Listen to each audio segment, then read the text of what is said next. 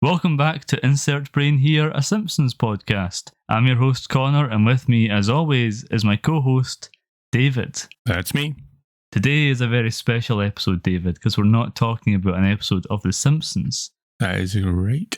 We are talking about the very first Simpsons album, The Simpsons Sing the Blues. Nice. A 10-song album released on the 4th of December, 1990. Nice. Okay. So slightly before the last two episodes, I think. Yeah. David, what was this album about? The Simpsons Sing the Blues. Okay, let's crack on with the first song. Yeah, because I haven't actually heard it. I've heard bits of it, but I haven't heard all the songs. I held off for this episode. I held off after finding out about it from yourself. Yeah. I probably have heard a song or two here or there over the years. We'll talk about how popular the album was later on, but for now, let's talk about track one, Do the Bartman. Also, if you're listening to this, might want to pause now and listen to the song and then come back. Yeah. We're not doing recaps. This isn't an episode. We can't also play the entire thing because we don't have licensing. We've waffled for long enough. Let's get this track done. So if you listen, pause now. And listen to Do the Bartman. Very good. This is fucking elevator music. It was Do the Hustle. All right. Do the Hustle. Oh, yeah. There we go. Very good. Well, that was Do the Bartman. Yeah. David, if you were to sum up Do the Bartman in one sentence, what would you say about it? I wouldn't class it as a blues song. Yeah. I felt that as well. I felt it was more funk. I would say more 80s pop. Yeah, I was going to say definitely pop, and probably I would go with a funk pop sort of subgenre. Yeah. That's what I would go with. I would label it too long. Oh yeah, like 2.5 minutes out of that shit. It was like a fucking an opera. 3/4 too long. See, I'd say shave down the intro. Yeah. I'm a music producer. I don't know if you knew this in my spare time. I'd say shave. Is that why we're paying someone else to do the intro? Podcast intro coming soon. Yeah. The intro, I think you could totally trim down. Mm-hmm. I think cut out 8 of the 10 verses at the end. Yeah. Where it's backing singers saying, "Move your body if you can, do the Bartman." Yeah. Let your feet jack just it to the music. Jack it to the music, did you just say? It literally says jack your body to the music. Well, you say jack it to the music. Yeah, it's close enough. Jerk your cock to the music if you can now. Why not? And Bart's singing. And he's going, "Ooh, I'm bad." Oh, I'm bad. At the same time. Cut about 8 of those 10 verses out. Yeah. And that little rap that Bart does in the middle. That's fine. That's all right. Yeah. It does definitely show when Bart raps. Yeah. That it is a 32-year-old woman. Oh, yeah. Yeah. But you can tell it's a 32-year-old white woman. Yeah. Rapping. Yeah. And I mean that with no disrespect to Nancy Cartwright. No. Who's wonderful as Bart Simpson, but I'm looking you in the eyes right now, and I was grooving to it at the beginning. The music beat and the music itself, that's okay. That's pretty decent. Well, David, it's funny you should mention that. Mm-hmm. How so? Because backing vocals for the song, the backing vocals we just complained about, right? Mm-hmm. Do you know who provided those backing vocals, David? No, I do not. Michael Jackson. Really? That was Michael Jackson. Is that why it was so I'm bad? He mentions Michael bad? Twice in songs. He says, "Eat your heart out, Michael," at the end. And he says... Or beat that, I'm or bad, some shit. like Michael Jackson. And then he frequently does the I'm bad, or whatever he says. From the song Fat by Weird Al Yankovic. Yeah. A reference to that famous hit song, Fat. And so on. Yeah, apparently he did the backing vocals. Huh. It was written by Brian Loren. Probably explains a lot. I have no idea. I've no idea. I will admit, I was grooving to the song at the beginning. I was feeling it. Yeah, you know what? I think if they'd shortened the intro a little bit, it doesn't need to be too much because it's a fucking Simpsons album. It doesn't need to be like amazing. If Do the Bartman was a little bit shorter of the intro and cut out almost all of the end, Yes. And just keep Bart's little rap segments, which are, yes, you can tell it's Nancy Cartwright, a 32-year-old white woman. But it is what it is. It's she Bart plays Simpson Bart, so doing a rap. You can't swap him out for someone else. you can't, and you can't get anyone else to play Bart. It's good that she did it. Yeah, so I'm glad of that. That's still something, and she can't change who she is. So it's like it is what it is. Yeah. But if you kept that and kept it, we quite like the beat. Like you said, you were grooving away to the beat. I was bouncing and grooving and enjoying myself. Throwing a jive. Yep. I think it would be a pretty decent song. I think it'd be okay for a first song in the... Well, we've got 9 more songs to go. Blues album, but it's not really a blues song, like we said. Are there any blues in this album? Dunno. Let's find out. Our next song is School Day. Yeah, School Day. Oh, I have one last piece of fact for you, David. Yep. What's that? A very exciting little tidbit that I hid from you. Oh, very good. Do the Bartman is one of 2 songs that were popular enough, David, to receive a music video. There's a music video? There's a music video for that and one other song on this album.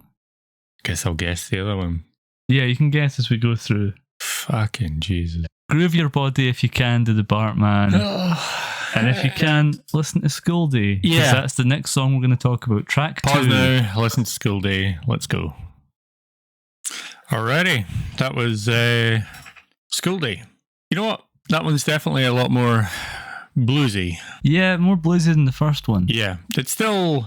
really is a rock and roll song, but the guitar, you know what, if they didn't constantly mention rock and roll, yeah, if the entire chorus wasn't hail, rock and roll, and rock and roll, yeah, then yes, it would probably actually be a blues song. Yes. The only other thing I would say in there is they definitely need to just shorten the ends of these songs, because what the fuck is that?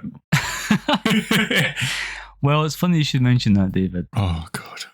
Who am I insulting now? As a matter of fact, this song is a cover. Really?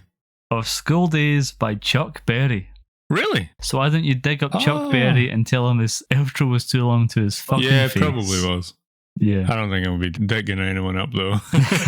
Rest in peace, Chuck Berry. To be fair, it probably was. A lot of people, especially a lot of rock and roll people, tended to... play out their outros quite considerably. You'd play the outro for a long time until it faded out. Pretty much, yes. Which is why it stereotypically just faded out on CDs and it's not the style anymore. No. Abrupt endings. Yes. Yeah. That's the style now. And I'm saying that as someone who knows little about the making of music. Oh, yes. Speaking of little about the making of music that we actually know, the general premise is not every blues song by a long way, I'm certain of that. Yeah. But the general premise of most traditional sort of blues songs is what would normally be called 12-bar blues. Right. Which is where there's basically 12 bars of music, and that's the song. You can repeat it or whatever, but it's usually in sets of 12 bars. I don't actually know if that was 12-bar blues or not, because I didn't clock it. Very good. It wasn't distinct enough, but I doubt it. Someone else can let us know if they actually listen to this and know anything about music. They can let us know if it was actually traditional 12-bar blues or not. I thoroughly doubt it. The wording and everything that they were doing for like the main part of their song, it didn't feel like it was 12 bars long. It felt longer. I wouldn't have said it was. No. Again, a man who knows nothing about music or time. Men who know nothing about music. That's both of us, might I point out. I know that 12-bar blues is the case because of the brief amount of time that I learned the guitar. Oh, and I learned blues for some of it. But that is pretty much all I could tell you. That was not Chuck Berry singing on the track, I should point out. Yes, aye. That was Buster Poindexter. I don't know about you, Connor, but I am blank on that one.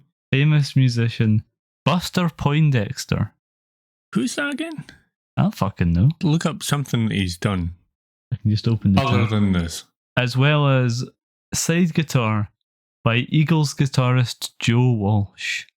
That's pretty interesting. That's interesting. Yeah. We've mentioned that we don't like the Eagles. Yes, we have. I'm not a fan. But that's still interesting, even though I'm not a big fan of the Eagles, but that's still interesting. Yeah, that's interesting. What did I say the guy's name was? Buster Poindexter? Yeah, something like Buster Poindexter is a stage name used by David Roger Johansen. He is best known as a member of the seminal proto-punk band the New York Dolls. He is also known, David, for playing the ghost of Christmas Past in the movie Scrooged, starring Bill Murray. Really? The taxi driver. Holy... Okay. Now that would have been... That's Buster Poindexter. Okay. Now we're cooking with gas. To be fair, but before I ever finding out about the fact that I actually quite like this guy, or the way he acted anyway in that. I like that character. Yeah, I definitely like that character. But before all that, I was going to say one of the best parts in that song was him. Yeah. It's nice having a real musician on with a Simpsons character doing the backing vocals. I actually, if they didn't drag it out so bloody much at the end, then I really like the bit when him and Bart start singing the same line together. So do I. That sounds really quite good. It sounds like something from a lost episode. I should point out all 10 of these tracks. There's not a secret track, don't worry. Yeah, right, it's fine. All 10 of these tracks are original to the album. Yes, yeah. None of them are like taken from episodes. Right. I haven't said what I thought about Skull Day yet. No, you have not. I thought it was really good. Blabbed on about it quite a bit. That's good too. I like when you blab on about shit, man. except when I'm explaining an episode. And then I have to cut it all the way down. Good. Yeah, I thought it was really good, especially now that I know that it was the ghost of Christmas Past. Yeah, that was interesting. I love that. That's my favourite character in that movie. Yeah. And that's a movie that John Glover is in. Yes, it is. But no, I thought it was very good. I thought it was... definite step up from Do the Bartman. It's fun, but not funny, is what I would say. Yes. And I had a big smile on my face all the way through that song, if you noticed. I was grinning away like a madman.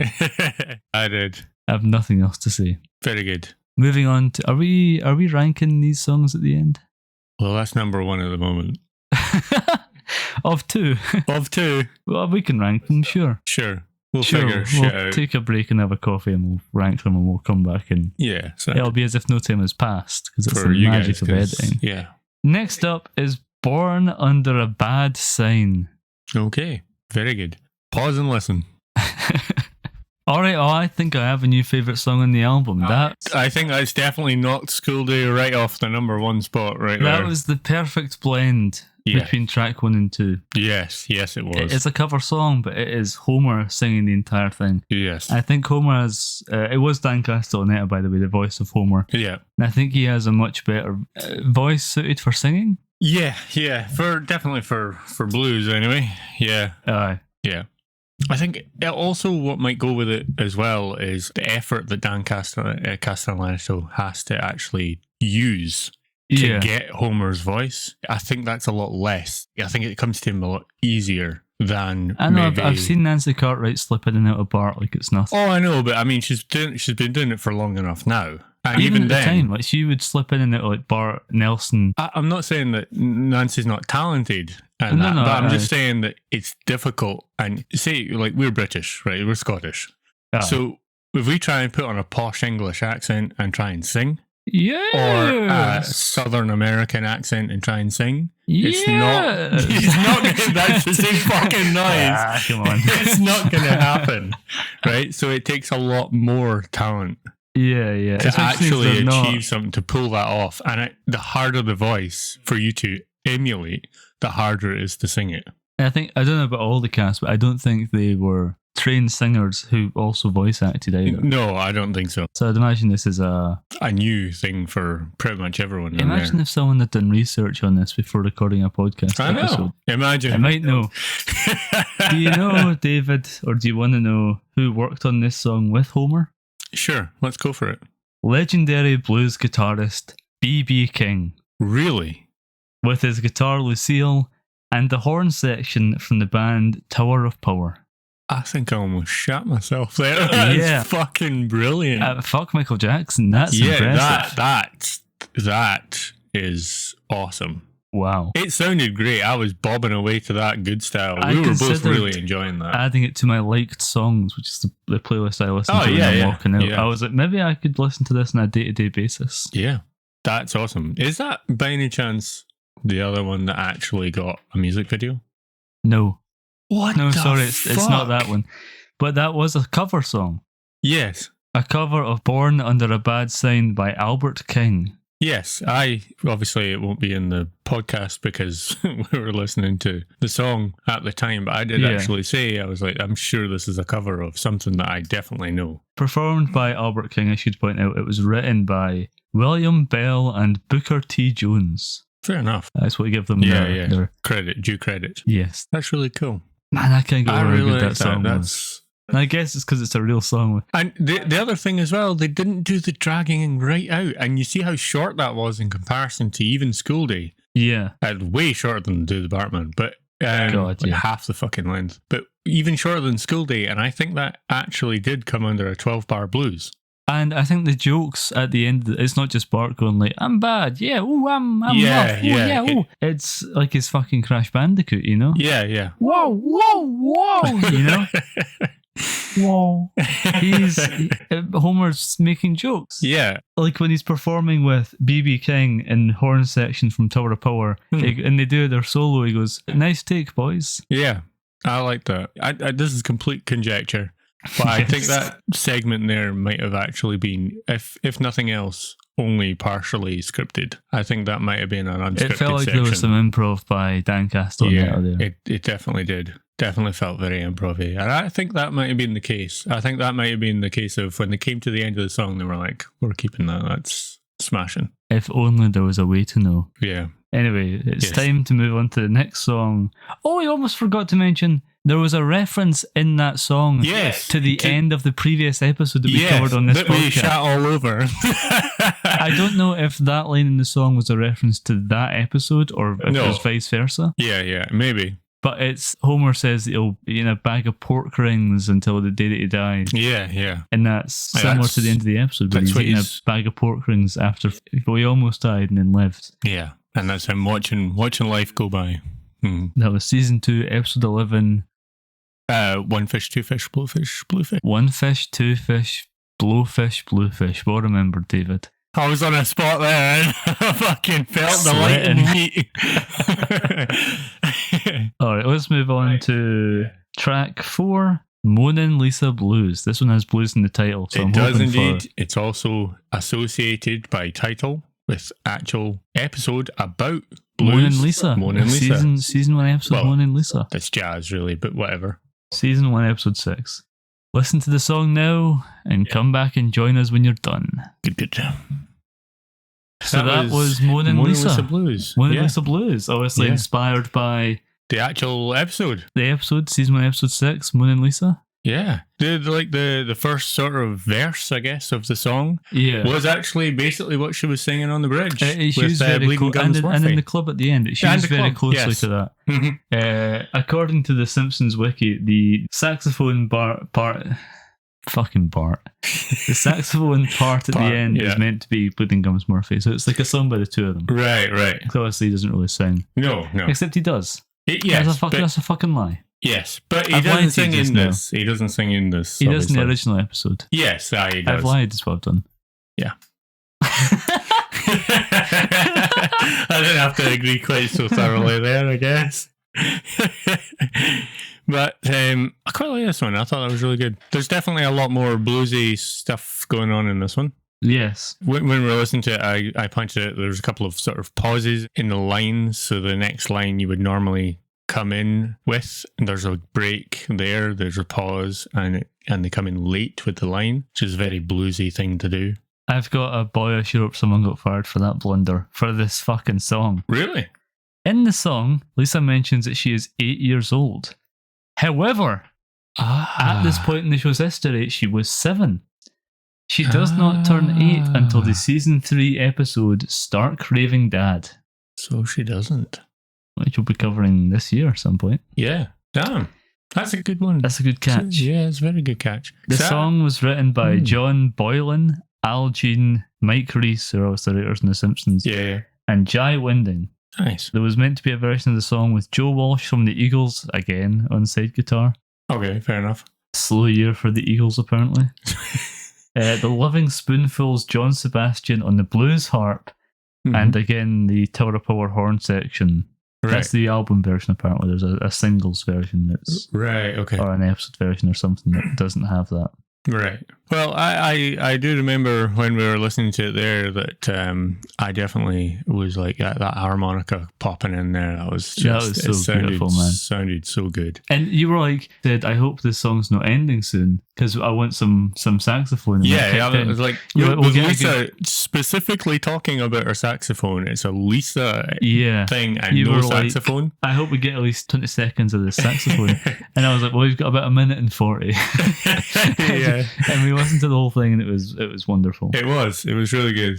I liked the fact that it wasn't all sax at the end there. It was a sax solo, a harmonica solo, a little bit of piano riffing going on by the sounds of things, and another wee sort of sax sort of riff at the end. Yeah, a little kind of a very, you know what, reprise almost. What that is there, right there, is if you went to a live blues concert, yes, you went into like a blues hall and a band was playing, what stereotypically tends to happen, especially at the end of the night, is when you get around, you do your song, at the end of the song, you just basically play on. You just continue the song riffing for like so fucking long. Aye. But it's really good because they just sort of take it in turns to each riff, and they just come in and come out and to play a wee piece, and then someone else jumps in, and that's what that was sort of giving me the impression of at the end. We got to go to a blues bar or something. We really do. I almost went to a jazz club. All right. When I was in Edinburgh, but I didn't, and I regret it. I regretted it ever since. I went to, I wouldn't really call it a jazz club. I think it was just a club that happened to be playing jazz at the time. A jazz-themed sort of thing at the time. I don't think it was a particular jazz club. A few years ago when I was up at, like, the Fringe. Yeah. And that was amazing. That was really, really good. They had like some comedy and shit on in the next room, and I was like, fuck that shit, I'm listening to this. Jazz time. I wonder if the reason that Bleeding Gums Murphy doesn't sing on the track is because Ron Taylor wasn't available. He obviously voiced Bleeding Gums Murphy in that episode. Because when Bleeding Gums Murphy shows up in the season 3 episode, Dancing Homer, and he sings the national anthem, obviously, as we covered at the time. Yep. That's not Ron Taylor, that's someone else. Okay. Maybe. So if these were recorded around about the same time, maybe, I think he was in Twin Peaks around this time. Right, okay. Yeah, then that would be a case of just obviously busy film schedule. Guy. Yeah. I think that one went down really well. Yeah. I'd say that's going to be difficult to rank these. Yeah, we're starting to get a good few. I'm excited to do it though. Oh yeah, me too. We've got a good couple of songs. But anyway. Do you think that song had a music video? I really hope it had a music video. Wrong-o. Yeah, I know. To be fair though, there's obviously at least 2 of these that I definitely hope had a music video, but they don't. No. And probably never ever will. Well, I mean, this one technically has a music video. Yeah, the freaking episodes. Yeah. Yeah, I can see why you wouldn't really do a music video for this one. At the same time, you could cobble one together from like footage of the episode. You could. It would take very little effort to actually add some new animation in, but have most of it be the old episode. Yeah. Maybe it's because it's a season 1 episode and it's ugly. Yeah, maybe. That's just a theory. Maybe. A Simpsons theory. All right. Next up is the song Deep, Deep Trouble. Perfect. Let's give it a listen. Let's do it. Well, that was Deep, Deep Trouble. And fucking shit. Well, I wholeheartedly agree with you. That was terrible. It was terrible. It wasn't. I wouldn't say it's total shite, but it was not great. Definitely worst song by far. Oh yeah, so far I would say, in my opinion, anyway. Yeah, I think I wouldn't mind that song if it wasn't Simpsons adjacent. If it was just some rapper. Yeah. Some musician doing Will Smith from It's funny you should mention Will Smith. Oh, I've got a little factoid relating to him about the song. Okay. But I'll come back to that in a minute. I could see this if it wasn't who it is. If it wasn't a Simpsons adjacent song playing in like the movie Boys in the Hood. Aye. Or Menace to Society. Yeah. Less Menace to Society is a bit of a serious film. Yeah. More Boys in the Hood. I could see Cuba Gooding Jr.'s character listening to this song. Yeah. In his car. If it wasn't Simpsons adjacent. Because it shouldn't be Simpsons adjacent. It really shouldn't. It's also got nothing to do with the blues. No. Not even trying. No. He mentions a saxophone once in a way that Bart would never mention a saxophone. He also says jiving about something, and he says his posse to refer to Millhouse. Yeah, exactly. And it just like, why would Homer and Marge drive away to the pier?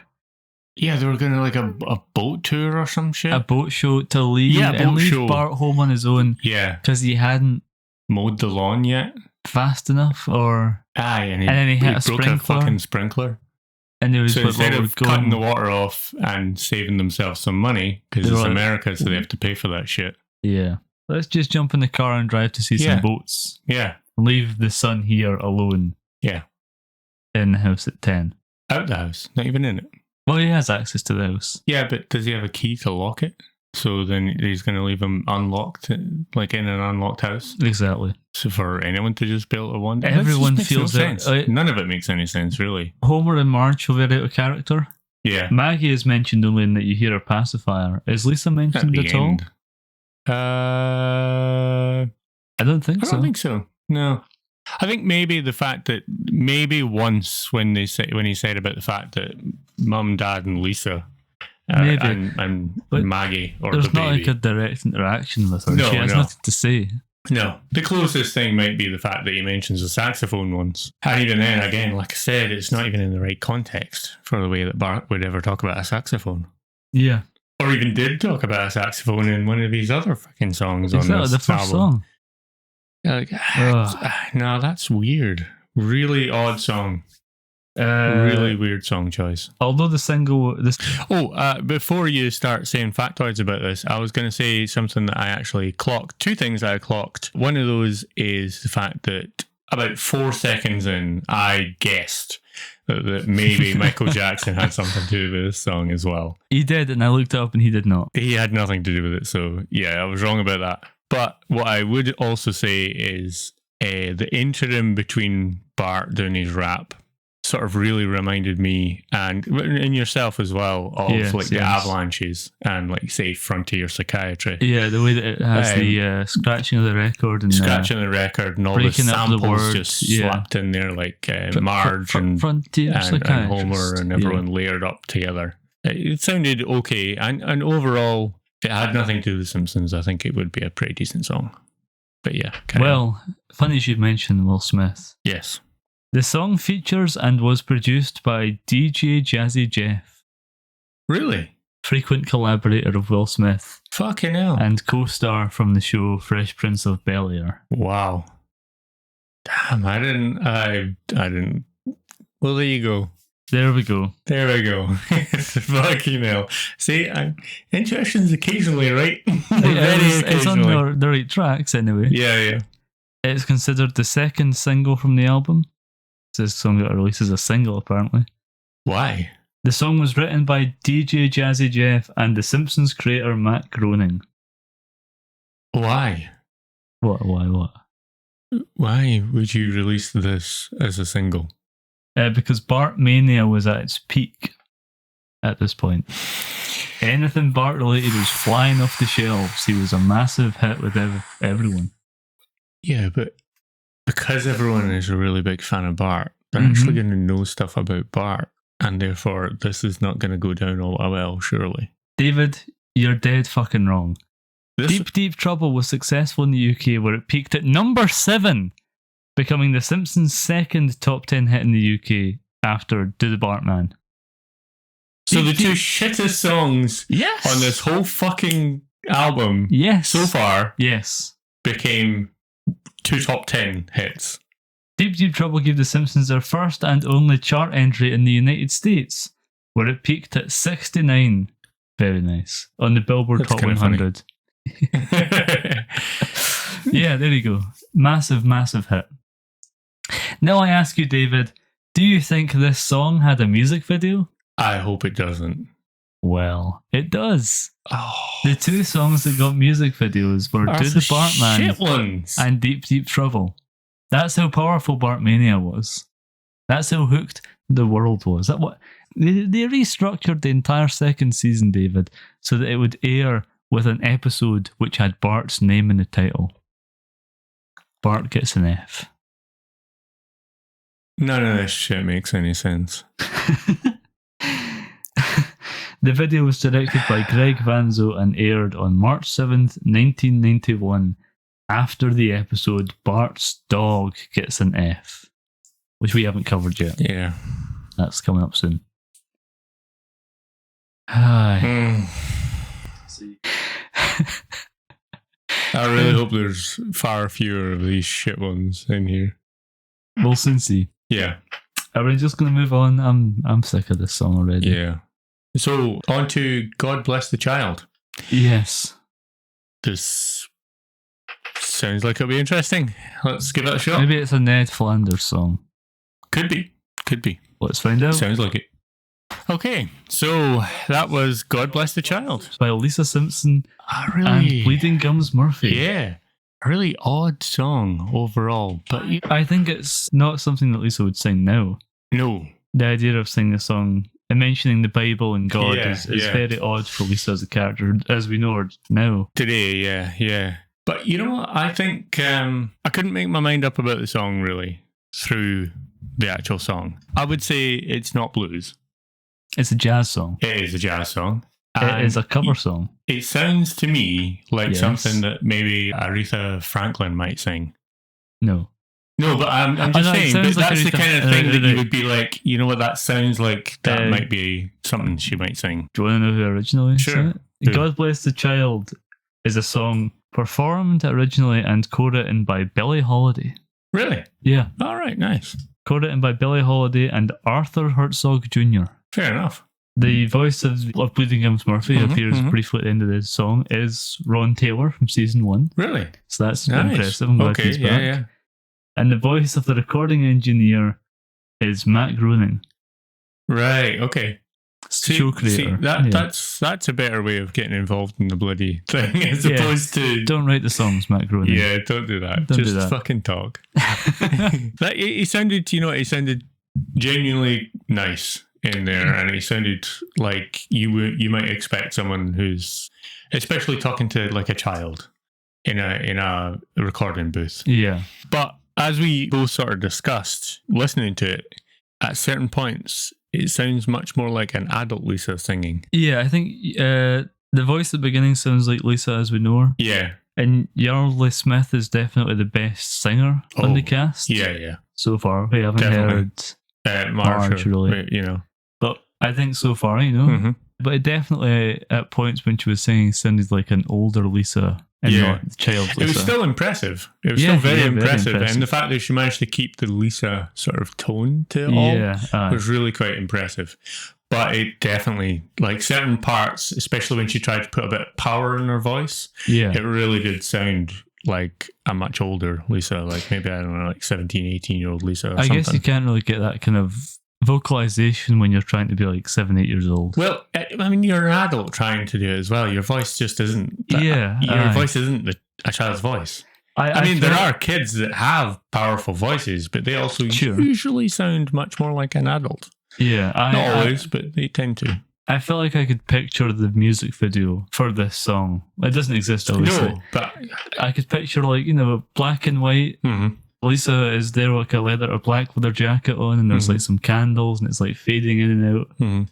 Footage of like a nice old school mic as well, like a retro mic or something. Or like no mic at all, and she's just grabbing a leather jacket and shots of like a city or something. I'm thinking live action as well, and not animated is what I'm picturing. Yeah, that is what it evoked. Yeah, but I think that was actually, I think overall it was a pretty good song. I quite liked it.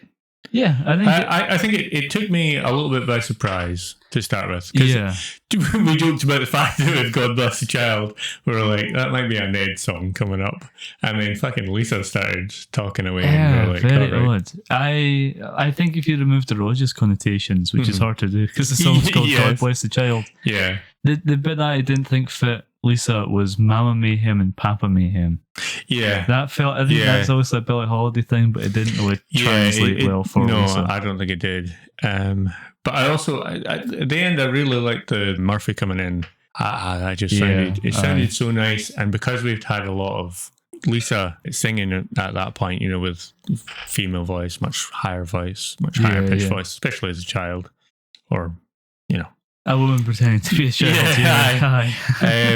Especially as that, then you've got the deep sort of tones of Bleeding Gums Murphy, and it just comes in with another sax solo. Yeah. I think that was really quite nice. You said it saved the song for you. Yeah. I think it really brought it nicely together at the end there, and it really made the song for me. Yeah. Because I thought it was definitely above two Bart songs. Both of Bart songs. Yeah, and for me anyway, definitely above those. But I think Murphy coming in at the end and the nice really smooth jazz sort of play out of the sax, and it just does what they normally do in that time, which is just play it out. Yeah, just play a nice, really smooth, easy to listen to sax solo. Nothing really banging on your eardrums or anything like that. None of that. No. Nice, smooth, really easy to listen to, and you just sort of fade it as they go. Aye. It's I talked a lot about that. That's fine by me. You got any more factoids about this one? Not really. No? Okay. That's all right. Everything. Well, let's move on. Yep. Our next song is I Love to See You Smile. I have a feeling this might be Marge's song. Yeah. Or Homer. Well, let's find out. It better not be a Bart song. Better not be. Fuck. You know what? I want one good Bart song out of this bloody lot. Well, we had that one that you said was good. The second one. Oh, yes. Okay. That is sort of a Bart song. It's Bart and... Yeah. We've already forgotten. Whoever. Let's talk about I Love to See You Smile. Yeah. That was I Love to See You Smile by Homer and Marge Simpson. You called it. A duet. You said it's either a Marge or a Homer one, probably, and it was both.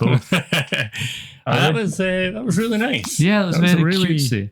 Yeah, it was very, very, very cutesy. I liked it. I'm glad that there's some cutesy things that they do and have. I don't know how to put not all this that into much words, or how to express this, but it reminded me of Billy Crystal, the actor. Yes.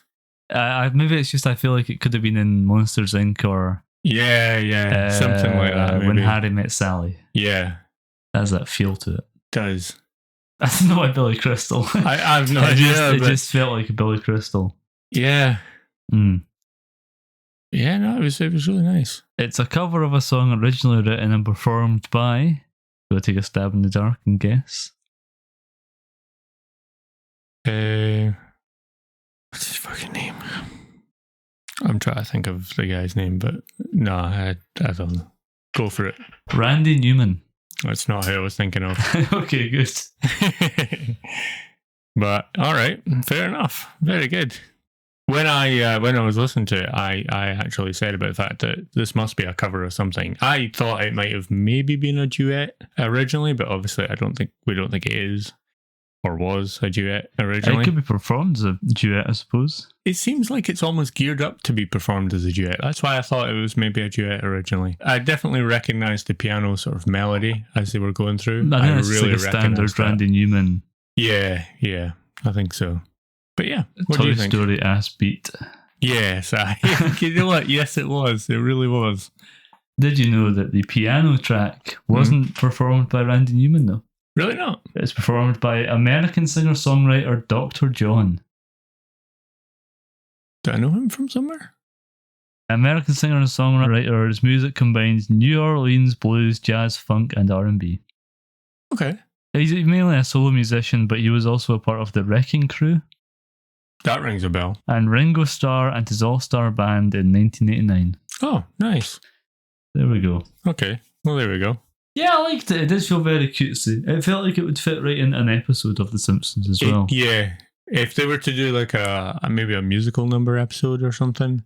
Or even just like a normal episode where they sing to each other at the end. Yeah. I think... Maybe I'm misremembering. Maybe I'm mixing it up with a different show. I think there is an episode where Homer and Marge are meant to be singing together. Mm-hmm. But it's not the song. It's like, you say tomato, I say tomato. Right. You know that song? Yeah. But Homer doesn't show up. So it's just Marge on stage and she's like, I say tomato, I say potato.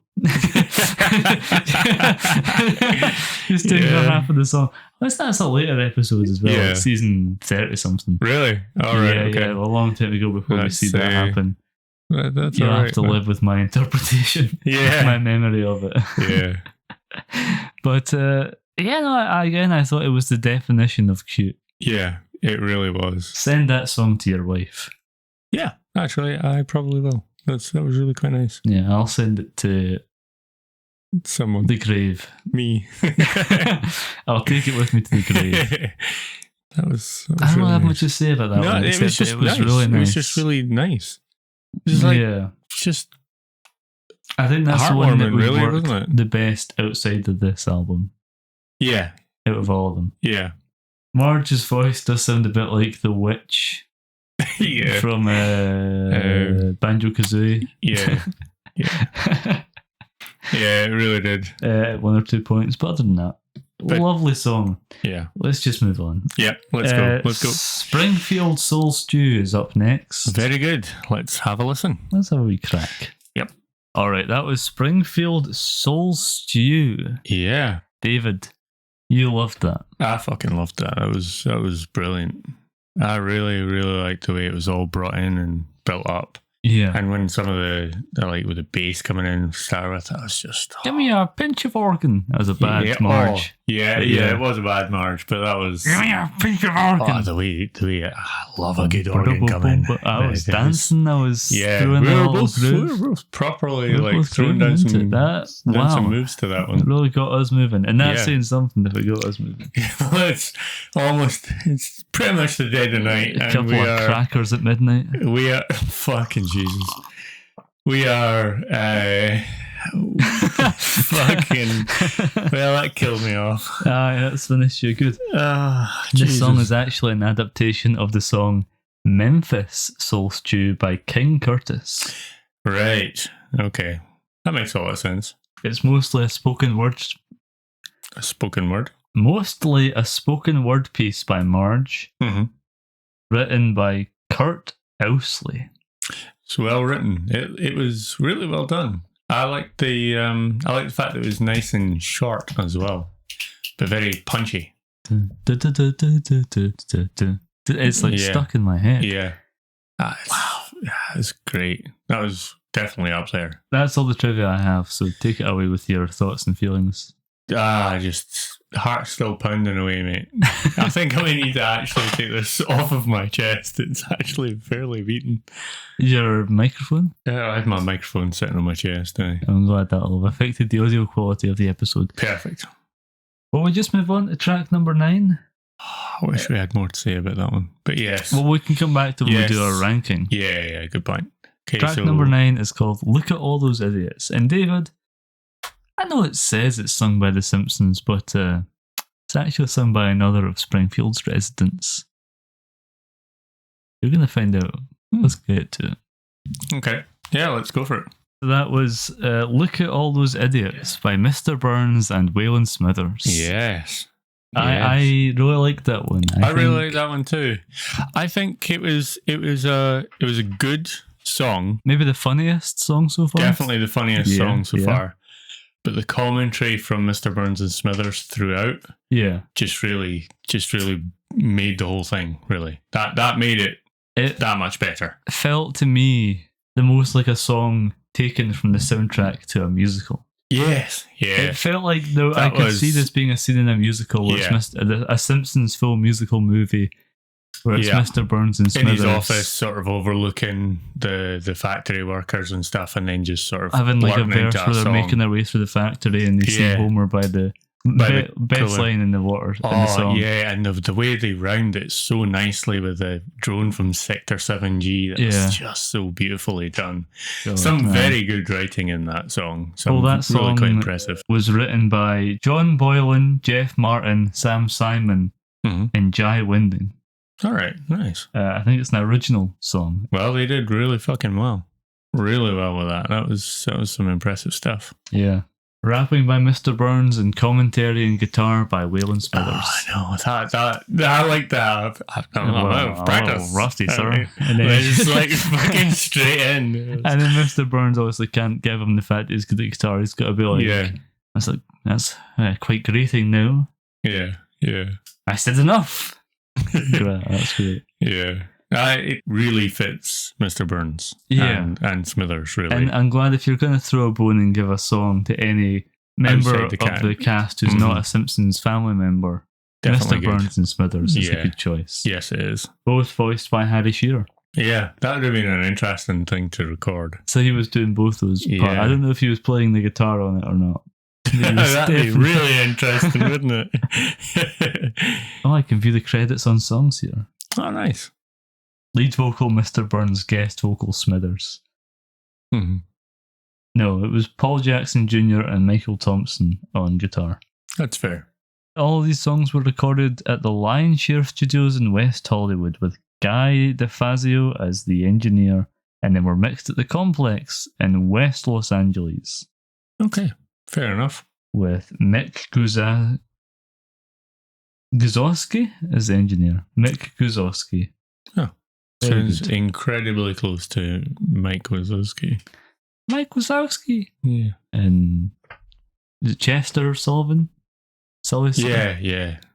Chester Sullivan or something like that. Yeah, something like that. In Waterness. I'd kidnap 1,000 children before I'd let this company die. Yeah, I am.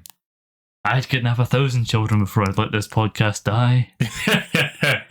I'm glad we got that on record. What were we talking about? Look at all those idiots. Next song. Are we just moving on? Yeah, I think so. All right. Are we? You done with the talking about I have anything else to say, but I feel like we haven't talked about those last two songs as much, despite how much we enjoyed them when we get to our ranking. Yes, yeah. Now it's time for the last song on the album, David. Which is Sibling Rivalry. Nice. Bart and Lisa, I assume. I would imagine so. I wonder if there's going to be a little, do your Maggie impression? A little from Maggie rocking up in there. Be kind of interesting. Maybe. Just at the end. Let's find out. That was Sibling Rivalry. Yes, the final song of the album. And David, let me tell you, I know I said on the last track that it sounded like something from a musical. But that also sounded like something from a musical, and I mean that in the most derogatory way. Oh, yes. The beginning was like the Phantom of the Opera. Yeah. And then it explodes into this weird fucking fast-paced thing, and then it slows down, and it speeds up. It slows down, it stops. It's like 5 different types of musical at once. You know what it kind of reminds me of? The odd Meatloaf song. That's just like the less popular ones that he's done. The bad ones? Yeah. Yeah. Them. That's what it kind of reminds me of, because he also does that on a semi-regular basis. Or did these days. Now. Yeah, well, aye. But you know what I mean. Yeah, I get what you mean. It has a hint of the Rocky Horror Picture Show to it. Or like, that kind of thing. To emulate that style poorly. Yes, it is. Very, very poorly. Weirdly enough, as I pointed out when we were listening to it, some of Bart's best singing in it. They did a really, really good fucking belt in really there. Pulled it out there. Yeah. Also, some of Lisa's worst singing, I think. I've just been praising her for the other songs, so I guess that only makes sense. Yeah. Got to wrap it around full circle and diss on everyone. That we do. I don't even get what they were trying to go for with this song. I don't know, because it contradicts itself on like every second line. It contradicts the nature of their relationship in the show, similar to whatever that Bart song was earlier on. Not to the Bart one, the second one, Deep Deep Trouble. That's it, Deep Deep Trouble. Yeah. Because in that song they talk about Homer dragging Bart to the hairdresser to get his head shaved as a punishment. Yes. And that's Homer would never do. Homer would never do. Marge would never do. And I think Bart wouldn't go. Any good parent wouldn't do, because that's fucking barbaric. Yeah, and Bart wouldn't go anyway. No. There's no way in heaven or hell you're dragging him anywhere, really. No. So, yeah, that's just weird.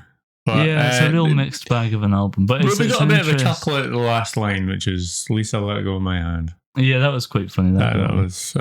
It's a real mixed bag of an album, but it's an interesting experiment, I think. Yes. To be like, well, these characters are at the height of their popularity, especially Bart, who exploded. Let's just do an album. Call it Simpsons Sing the Blues. Original songs by the Simpsons family.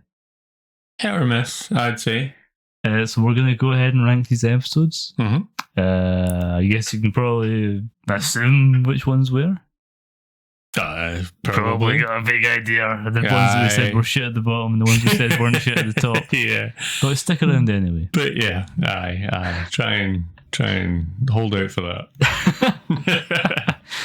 Start us off at the bottom spot and we'll work our way up to number 1. Okay, so this is a compiled list. We took a bit of time getting this as well. We had a bit of back and forth. Yeah, we spent about 5 minutes on this. At least.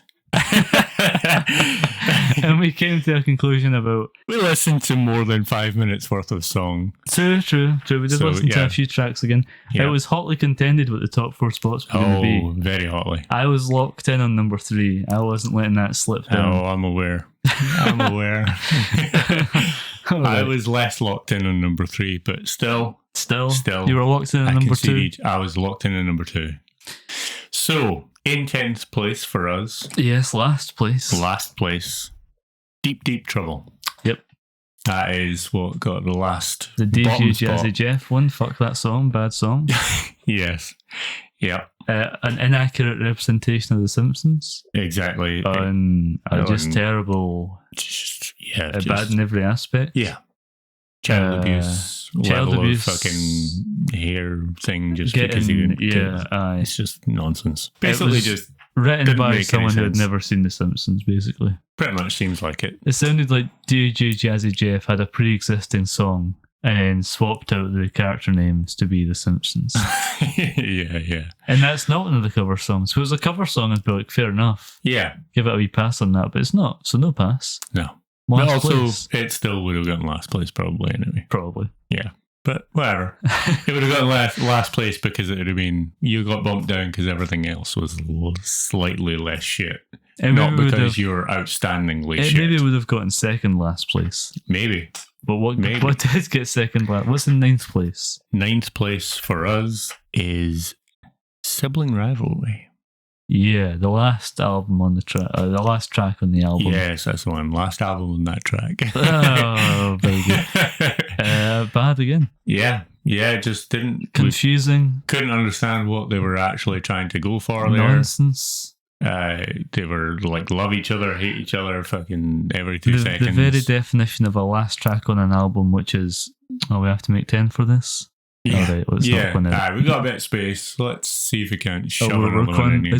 We've got all the songs? Yeah. Oh, we're contracted for 10 and not 9? Yeah. Okay. Right, let's do something, I guess. My brother, he put a spider on my shoulder. I don't know whether it's fake. And I go, wow. Yeah, the worst singing from Lisa.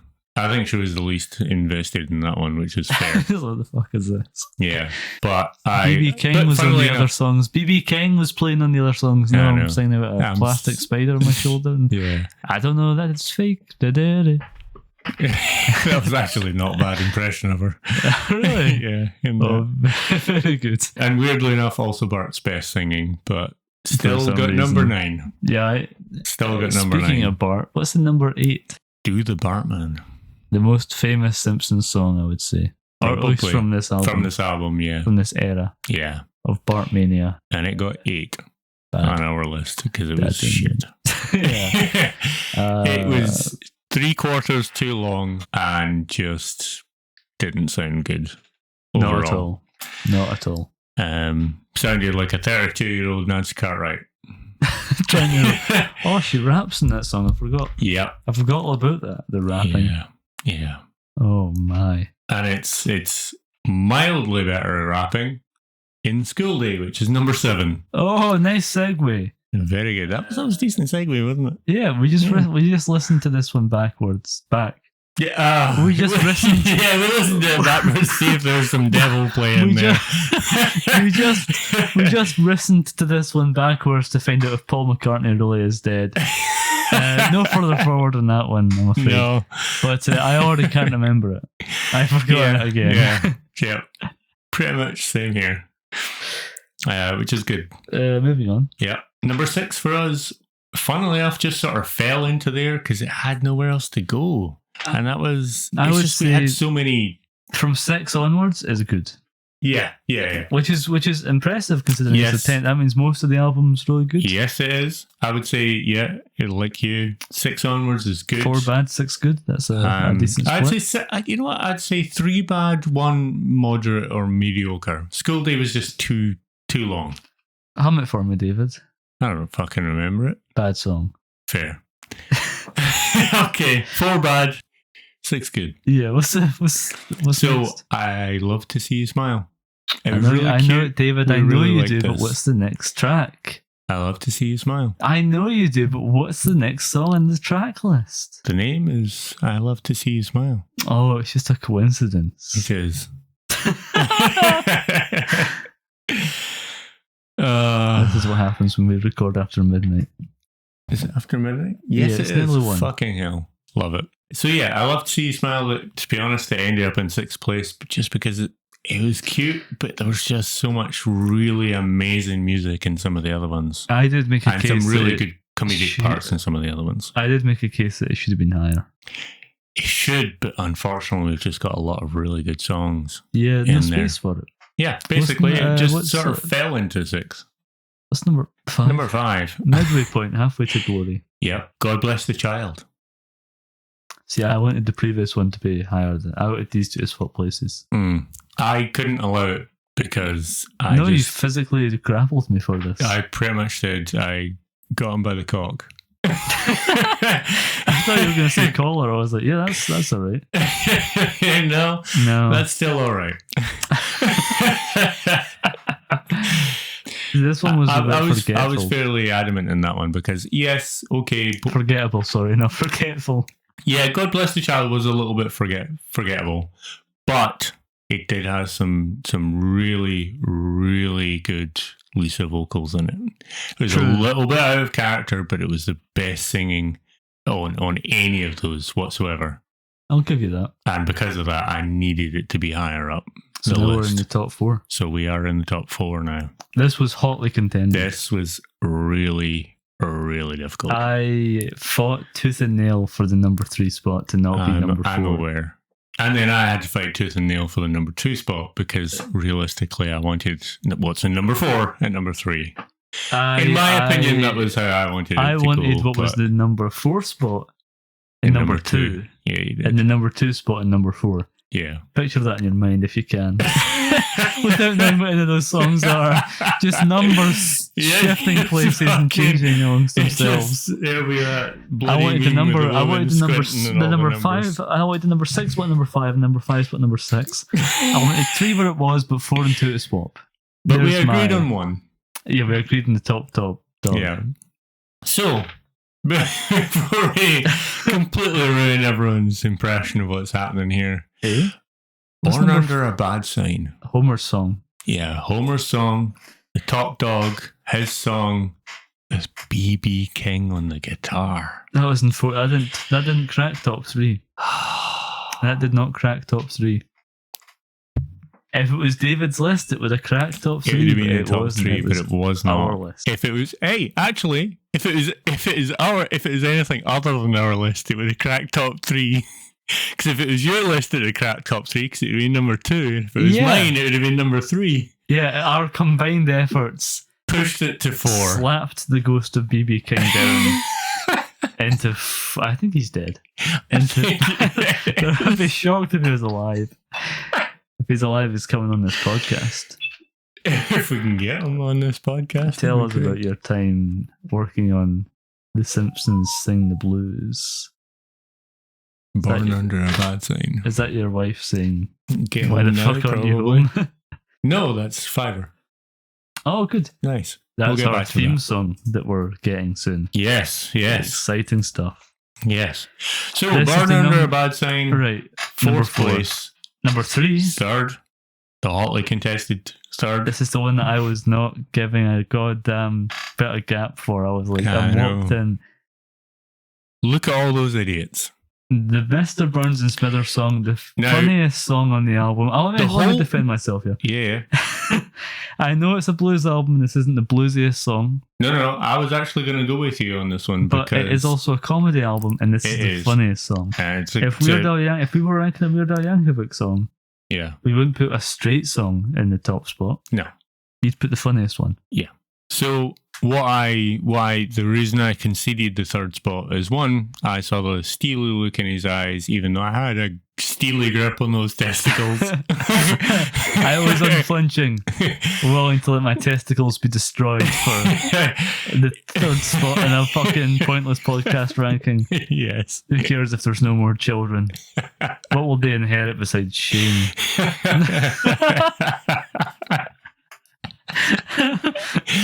Exactly. I was like Russell Crowe in Gladiator. Yeah. When he takes the fucking mask off and he confronts Joaquin Phoenix. I saw Gladiator. Yeah, that's good. I'm glad. Last time we talked about it, I hadn't seen it. I watched it last week. Good. Fucking amazing. Yes, it is. It's really good. Yes, I conceded that spot because of Connor's determination. And more importantly, the points that he brought to the table, which is the fact that it is hands down the funniest song in the entire thing. Yeah.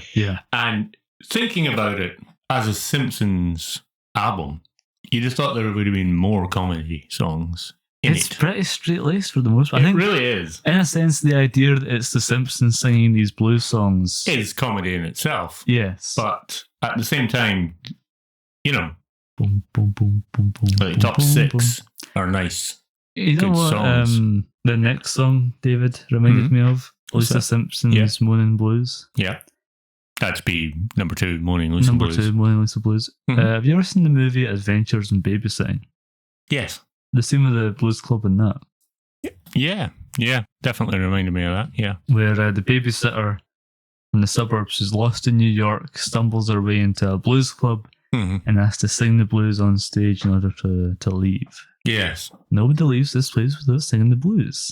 Yeah. So the guy says in the movie. Yeah.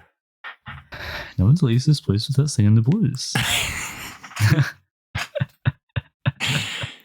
Yeah. No, it was... I fought that for number 2 because I wanted to you wanted it to be in 4th and Born Under a Bad Sign in 2. So... Because 3 was locked in. Yeah, because 3 was locked in. There was no giving that one. I was like, it has to be in the top 3. And I'll concede just 3rd. If it was my list, it might have been number 1. The Smithers and Burns song. Yeah. So Smithersteins and Burns hammer. That was... Yeah. I fought so hard for number 2 for this one because it's just so bluesy. And Lisa sings some of the best songs in this. But every song that Lisa's actually the main in, it takes sibling rivalry right out of this. But basically every Lisa episode. No. Every Lisa song where she's not being dragged down by Bart. Yes. She sounds actually really good. Sorry, Nancy Cartwright. Sorry. Nothing personal. Yeah. But Bart just isn't a singing voice, apparently. Who knew? It's not even his singing voice is bad, it's the songs suck. Yeah. I think his singing voice is fine. I think if it was given the right kind of song, it would have been all right. Like I said, School Day wasn't dreadful. It just wasn't great. Yeah. And we had so many better ones. Yes. So it just got pushed even further down. But yeah, Moaning Lisa Blues, I wanted it there because the harmonica in it is amazing. The way she sings in it is really good. Yes, it is in fact really kind of a comedy song as well because it's Lisa moaning. Yes, it is. Fucking hell. It's the first time, weirdly enough, this whole time, in almost 2 hours of recording, that joke has been made. And that's getting cut. Yep. It's also the only song that comes from an episode, really. Yes. A few other songs have alludes to episodes or references or little nods, but this has got like a full verse is straight up from the Season episode. 1, episode 6, Moaning Lisa. Yeah. And which we've already covered in the podcast. We have. If you're finding us through this video, God help you. And be sure to go back and check out that bad episode. Yes. No, actually, that's one of the good ones. You know what? That's one of the good ones from season 1. We're on the ball. Yeah. At the midpoint of season 1 and the very end, we bring it back together a little bit. Yeah, I listened to those end episodes recently. No. Bad. Really? Dreadful? Not great. Okay, middle of season 1. Mid. the later episodes are mid and the first few are bad. Yeah. Well, what can you do? Yeah. But all of season 2 has been good. Yes. Aside from that one episode that was boring. Yeah. You know the one I'm talking about. You're a listener. You're a fan, you know the one. So, anyone who's actually been paying even a little bit of attention, number one's basically, obviously, Springfield Soul Stew, because we were coming all over that episode when we were talking about it. True. And it's the only one left, because we've already told you the other 9, and there's only fucking 10. So, Springfield Soul Stew, number 1. We wanted that one in the top spot because, well, my argument for those top 2 are the fact that Springfield Soul Stew, if you go to like a traditional blues club or a blues night, right? My argument for those being top 2 is because Springfield Soul Stew is literally how they introduce each and every band member / instrument, because it's usually how they're introduced by instrument, at the blues. That's the start of the night. The first song usually is a talky song. They talk you in, they warm up the crowd, and they bring in the instruments one at a time usually. And that's the premise of Springfield Soul Stew. And Moaning Lisa Blues is literally the end of the night. That's the same as the end of a night in the blues, because they just sort of riff their way out. And that's the exact end. That's the ending to Moaning Lisa Blues. And it fit the bill for the blues in a serious tone. Those 2 songs just perfectly, in my opinion. Aye. And that's why I wanted them in top 2. No, that's fair. Because we are listening to extensively a blues album, which had like 4 blues songs across 10. But whatever.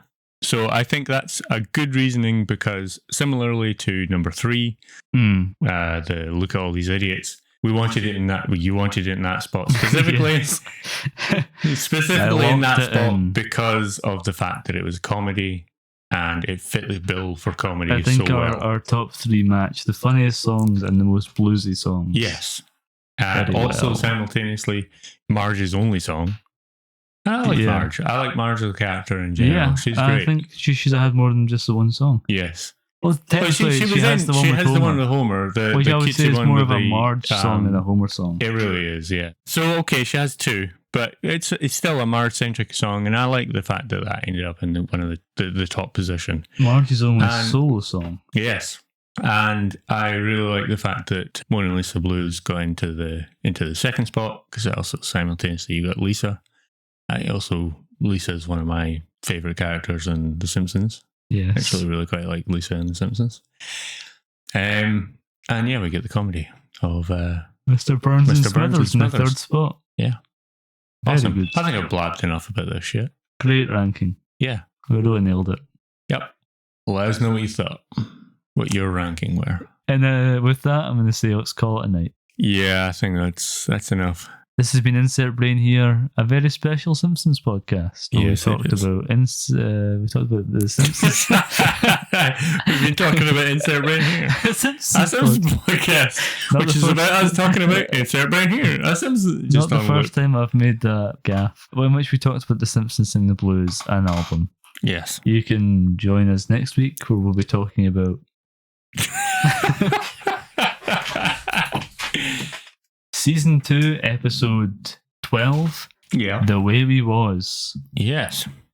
We cracking back on with Season 2. Maybe if everything goes to plan, we'll have a theme song, an intro theme song for the podcast. And the next couple of episodes, watch out for that one. Listen out for that one, I guess. Hopefully at some point we'll have an outro as well. Yep. It's exciting. Yes. Good stuff. Good stuff. Sinking a lot of money into this shit. Yep. Speaking of money, let's plug the website. Insertbrainhere.podcastpage.io. I pay for it every month. Go check it out. Yeah. You can leave us a voice memo and we'll play it on the podcast, or you can write us a comment and we'll read it out on the podcast. Or a review. We'll read anything. Yeah. If you don't want us to read it out, just tell us that and we will not read it out in the podcast. Yeah, I'll read it in private and I'll snicker. Yes. Like that. Yes. Exactly. You can find us on YouTube and on Spotify and all other major minor podcasting platforms, including Apple Podcasts. Mm-hmm. I've been Connor. I've been David. Go fuck yourself. This has been a T for 22 Productions. I knew I was forgetting something. This has been a T for 22 production. Go fuck yourselves. Go fuck yourselves. Yes.